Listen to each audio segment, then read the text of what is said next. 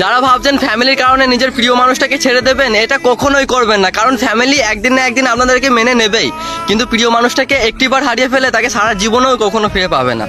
আর একটা কথা সবসময় মাথায় রাখবে, আমাদের বাবা মা আমাদের সব দিক থেকেই ভালোটাই চায়, কিন্তু যখন জীবন সঙ্গী চুজ করার ব্যাপারটা আসে তখন তারা ভীষণভাবে স্বার্থপর হয়ে যায়। তারা সবসময় নিজেদের স্ট্যাটাসটা দেখে, সবসময় একটা টাকাওয়ালা দেখে, সবসময় ভালো চাকরিওয়ালা ছেলে দেখে, কখনো দেখে না যে কার সাথে থাকলে তুমি ভালো থাকবে।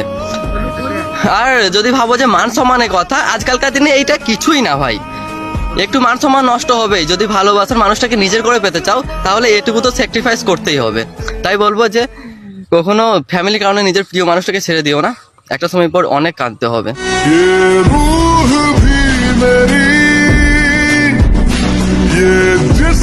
যারা ভাবছেন ফ্যামিলির কারণে নিজের প্রিয় মানুষটাকে ছেড়ে দেবেন, এটা কখনোই করবেন না, কারণ ফ্যামিলি একদিন না একদিন আপনাদেরকে মেনে নেবেই, কিন্তু প্রিয় মানুষটাকে একটিবার